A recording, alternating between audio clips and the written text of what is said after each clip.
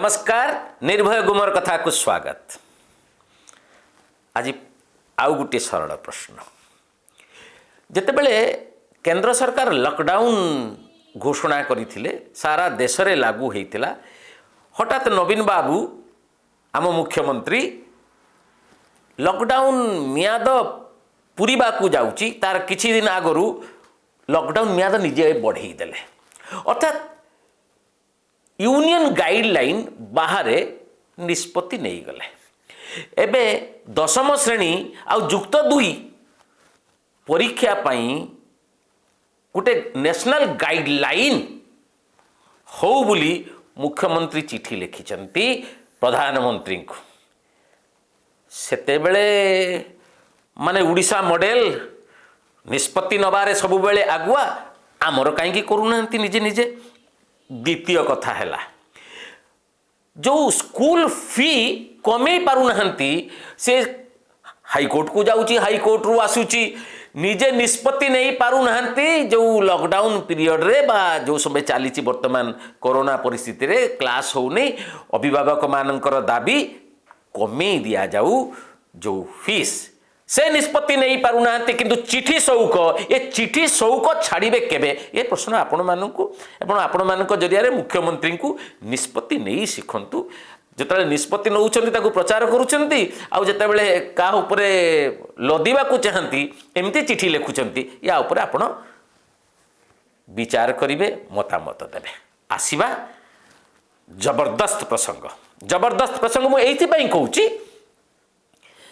गोटे सरकारी अधिकारी घरे विजिलेंस रेड होती तो अनेक विजिलेंस रेड हुए किराणी घरे हुए पियन घरे हुए गणित अध्यापक घरे होती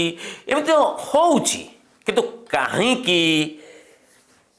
अभयकांत पाठक घरे जो विजिलेंस रेड है कहीं यह गुरुत्वपूर्ण एवं अनेक प्रश्नर समाहार या भितर अच्छी यार गोटे पॉलिटिकल कनेक्शन अच्छी सेथिपाई एई विजिलेंस रेड काहाकू कौथिपाई या उपरे मु नवीन दास निर्भय रे।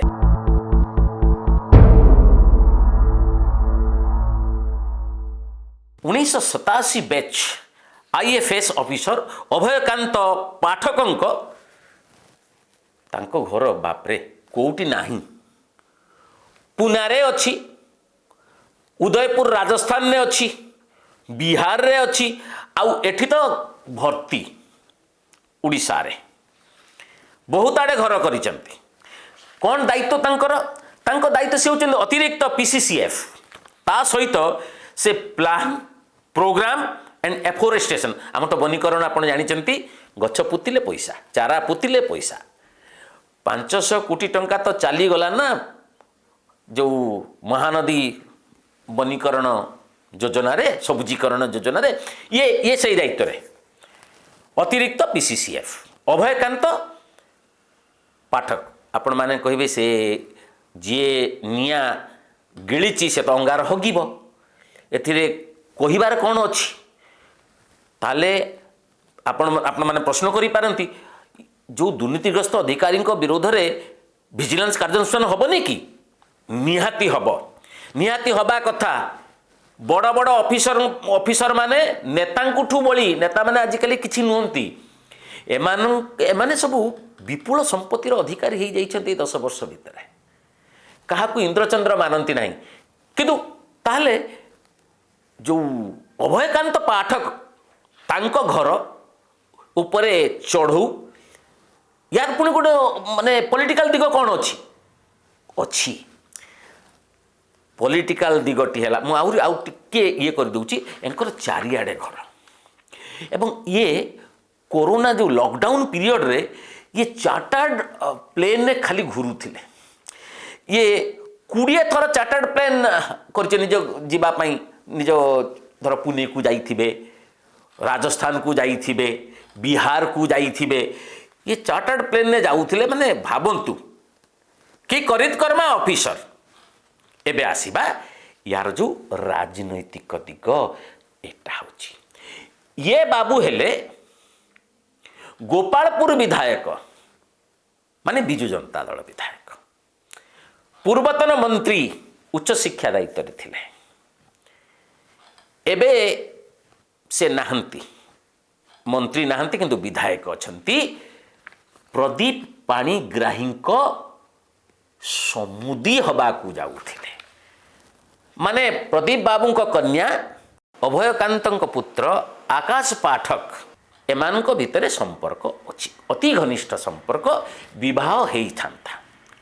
ଆଉ ଗୋଟିଏ ମୁଁ ଆପଣଙ୍କୁ ଖୁବ୍ ନିକଟରେ ପ୍ରଦୀପ ବାବୁ ଯାଇଥିଲେ ପୁନା, ସମୁଦି ଯେ ହୋନେ ବାଲେ ସମ୍ବନ୍ଧୀ ତାଙ୍କ ଘରେ ଯାଇକି ଆପ୍ୟାୟିତ ହେଇକି ଆସିଛନ୍ତି, ସବୁ ବୁଲାବୁଲି କରିକି ଆସିଛନ୍ତି। ତ ପ୍ରଦୀପ ପାଣିଗ୍ରାହୀଙ୍କ ସହିତ ୟାଙ୍କର ଚଢ଼ଉ, ୟାଙ୍କ ଘର ଉପରେ ଅଭୟକାନ୍ତଙ୍କ ଚଢ଼ଉ ଉପରେ କି ସମ୍ପର୍କ ଅଛି ବୋଲି ଆପଣମାନଙ୍କ ମନରେ ପ୍ରଶ୍ନ ଉଠୁଥିବ, ମୁଁ ବୁଝେଇ ଦେଉଛି।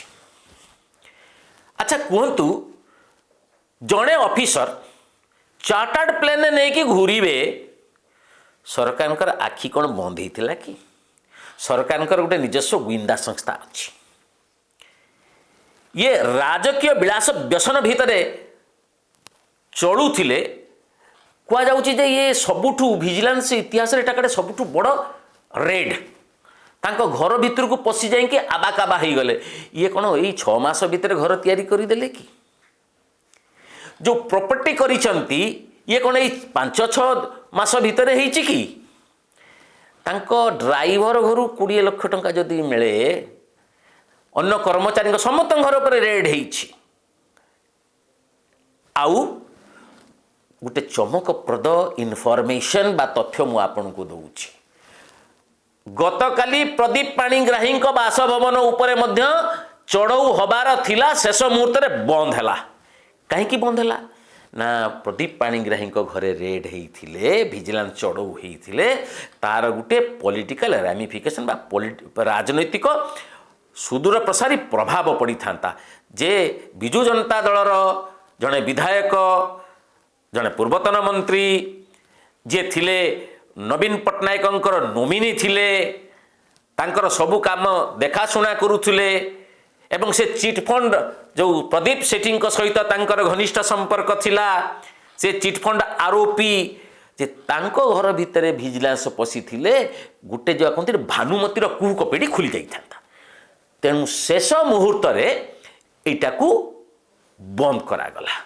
ଏବେ କନେକ୍ସନ୍ ଆପଣ ଧରିପାରୁଛନ୍ତି।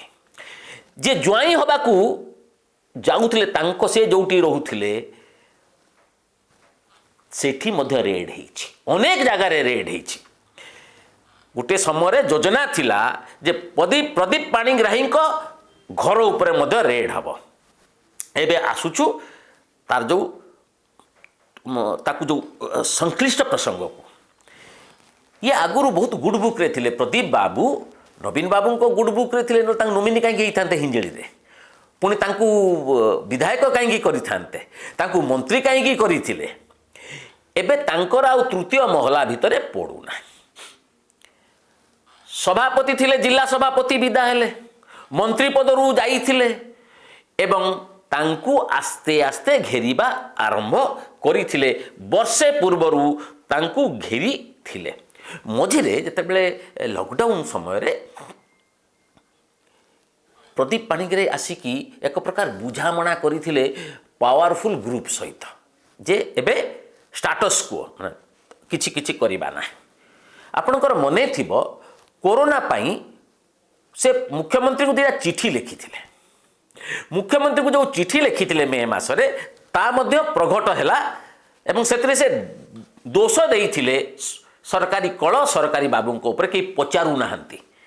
କୁହାଯାଉଥିଲା ତାଙ୍କରି ପ୍ରରୋଚନାରେ ଆସିକା ସାଂସଦ ପ୍ରମିଳା ବିଷୋୟୀ ମଧ୍ୟ ଗୋଟେ ଜିଲ୍ଲାପାଳଙ୍କୁ ଚିଠି ଲେଖିଥିଲେ। ତେଣୁ ଆପଣ ଭାବୁଥିବେ କେତେ ପରିମାଣରେ ଗୋଟେ ଶତ୍ରୁତା ବା ତିକ୍ତତା ସୃଷ୍ଟି ହୋଇଯାଇଛି ତୃତୀୟ ମହଲା। ଏବେ ଜାଣିଥିବେ ଯେ ତୃତୀୟ ମହଲା ହିଁ ହେଉଛି ସବୁ ବିଜୁ ଜନତା ଦଳରେ ଏବଂ ସରକାରରେ। ଦୀର୍ଘ ଦିନ ଧରିକି, ମାନେ ଧରି ନିଅନ୍ତୁ ପାଖାପାଖି ବର୍ଷେ ହେଲା, ଗତିବିଧି ପ୍ରଦୀପ ପାଣିଗ୍ରାହୀଙ୍କ ସମସ୍ତ ଗତିବିଧି ଉପରେ ନଜର ରଖିଥିଲେ ଗୁଇନ୍ଦା ବିଭାଗ। से केबे गले पुणे, से केबे बाहर को गले, केबे आसिले, ये सबू तथ्य सरकार पाखरे थिला। एवं से संबंधी हवा को जाउछंती माने प्रदीप बाबू को कन्या अभयकांत पुत्र को विवाह हवा को जा माने विवाह सूत्र बांधी हवा को जाउछंती। यह पूरा फाइनल हो जिबा परे ये चढ़ऊ हैला। ये चढ़ऊ हबार थिला, जदि हबार था बहुत आगुरु ही था। जो चढ़ऊटा हैला ये एक प्रकार प्रदीप पाणिग्राही को खूब बड़ संकेत हलिब जा हम अभय बाबूंकर ता हम। आमर गोटे सरल एकदम माने जहाँ कहती सरल प्रश्न, अभयकांत एते संपत्तिर मालिक कौन आपको आपे ही गले? प्रति वर्ष जो पढ़ती शपथ पाठ कराती जे आमे आउ दुर्नीति करूनी, आम सबू दुर्नीति जो विजिलेंस सप्ताह रे जो शपथ पाठ हुए तार प्रभाव यही व्यक्तित्व उपर मुटे पड़ना या तो जल जल होकर देखा जाउची। किंतु कहीं एते दिन बरदास्त करते माने गोटे लोक जे चार्टर्ड फ्लाइट रे बुलुची माने भड़ा करके गोटा प्लेन नहीं जाउची आसुची जाउची आसुची, सेमिति गोटे व्यक्ति को एते दीर्घ काल सह्य केमिति करिथिले सरकार, विजिलेंस विभाग केमिति सह्य करिथिले। आ आज कहीं हैला ये कारण हेले जे प्रदीप पाणिग्राही इति मध्यरे भारतीय जनता पार्टी नेतृत्व सहित संपर्क रक्षा करिथिले। एक प्रकार गोटे मेली हवाकू जाऊ थिला। तेणु कहीं पे निगाहें कहीं पे निशाना प्रदीप संकेत पाई जाइथिबे। अभयकांत काठगड़ारे, तांकर पूरा परिवार काठगड़ारे एबे जो वैवाहिक संपर्क हवाकू जाउथिला आपाततः सेथिरे गुटिए प्रश्न चिन्ह लागिगला। एबे आम मनरे जो प्रश्न आमको जोटा आंदोलित करछे ता हैला ए सरकार दुर्नीति को बर्दाश्त करती। ए सरकार ऑफिसर मानू पुला पुला टंका जमा करने को सुजोग दियंती, आखि बुझी दे बसी था। किंतु जितेबाला आवश्यक पड़े कौन सी राजनैतिक कारण ठीक जमीती मने मने पकई दौची जानकी बाबू जितेबाला आसिले विजु बाबूंकर जो सब मंत्री थे घर उपर भड़ाभड़ विजिलेंस रेड है, कई जड़े दोषी साब्यस्त होना दंडित होना। ये सेमिति जमी पॉलिटिकल आभिमुख्य में राजनीतिक उद्देश्य रखिकी जो चढ़ऊ होता ये आउ एक प्रकार भिन्न राजनैतिक चढ़ऊ अभय कुमार विरोध में यथेष्ट आगरू विजिलेंस रेड होते आमे आउरी अधिक प्रशंसा करि थांतु। तथापि जड़े अभयकांत नहांती भर्ती होती अभयकांत, किंतु खोजा पड़ो कहार को एमएलए सहित भल संपर्क अच्छी तापर जाई हब। किंतु बुझी पारुथिबे आगकू की रूप नब ए जो चढ़ऊ यार जो राजनैतिक दिगटी अच्छी मु आपको कहली।